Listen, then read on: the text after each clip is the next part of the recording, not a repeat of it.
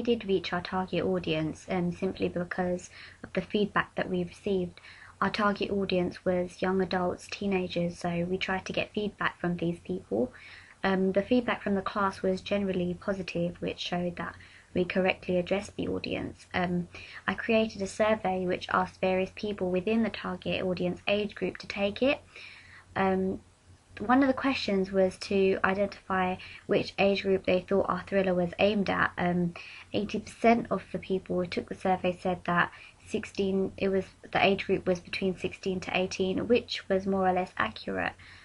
Also, people in our class correctly identified the narrative and subgenre, which was action thriller.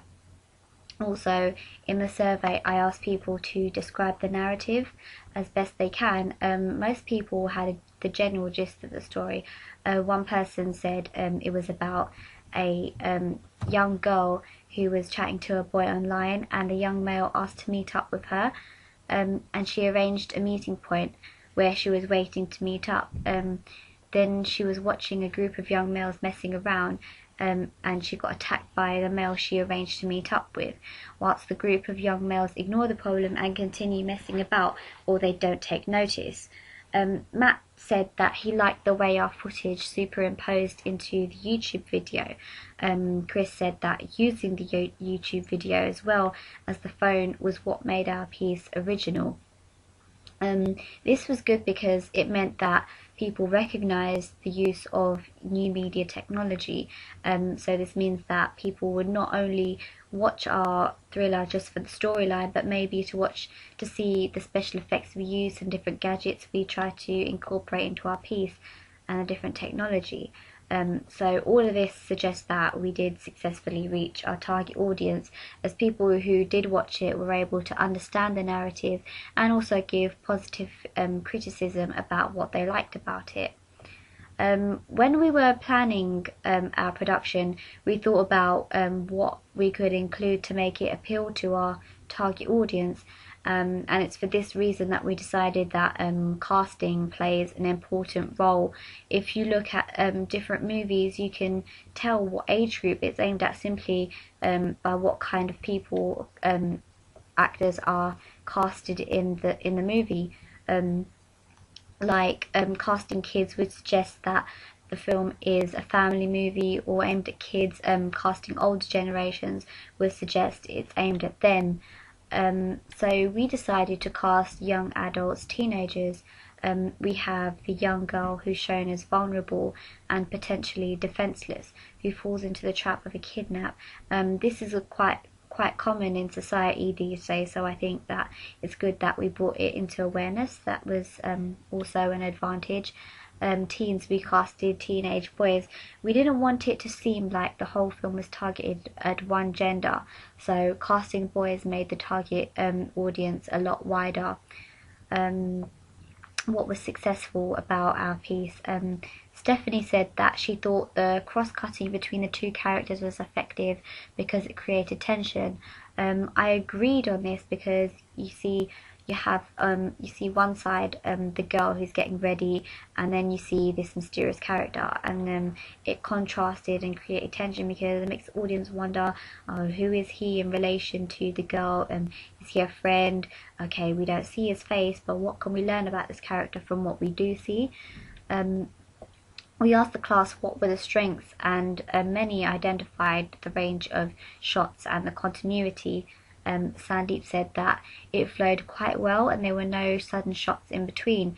I thought that this was a fair comment because when you're making something, sometimes you watch it so much you don't really notice little mistakes and the little things that you miss out. So I thought it was to receive positive feedback like this is naturally encouraging. Some people noticed that the music was good and it didn't come up too early and it wasn't overpowering. I thought that this was true. At the beginning, the scenes were quite quiet and was supposed to build up suspense, and it was quite risky doing that because it could have been seen as being too quiet or boring. But I thought that if people thought that it was positive, then that was good.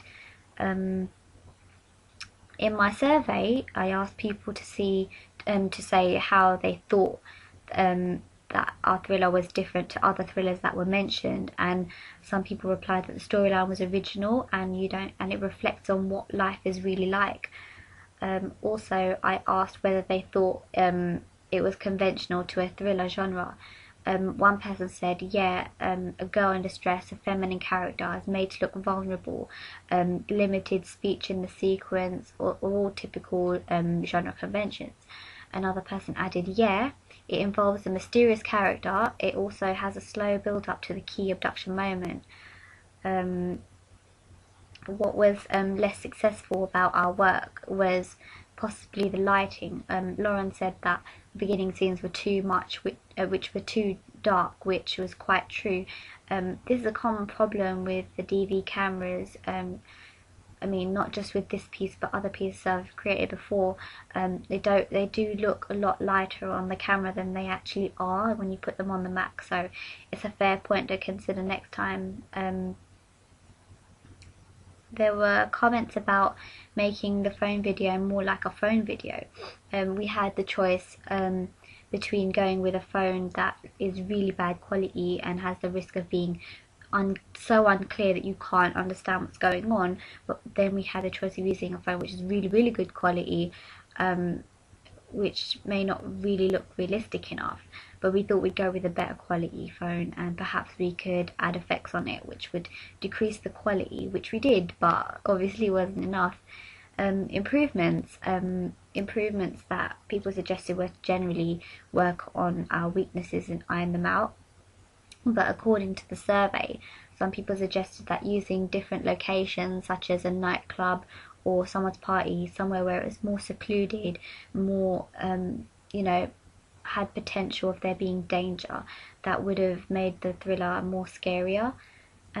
Also, the part where the boy is getting beaten up, I think that we could have had an establishing shot of just them and where they are in relation to the girl to kind of give a better understanding, and so it doesn't look too confusing.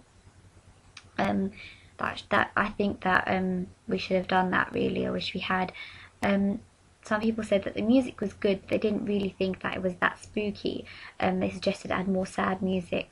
I disagree partly. I think that the music was quite tense. It did add suspense to our thriller. It was quite good in some ways, but if I were to do it again, I think I would have less complex music, something more simple, up until the point where the killer runs across the frame and you notice him, and then I think we would have like really loud music or carry on how it was before. But I think having sad music would probably kill the tension that we've tried to build up so much.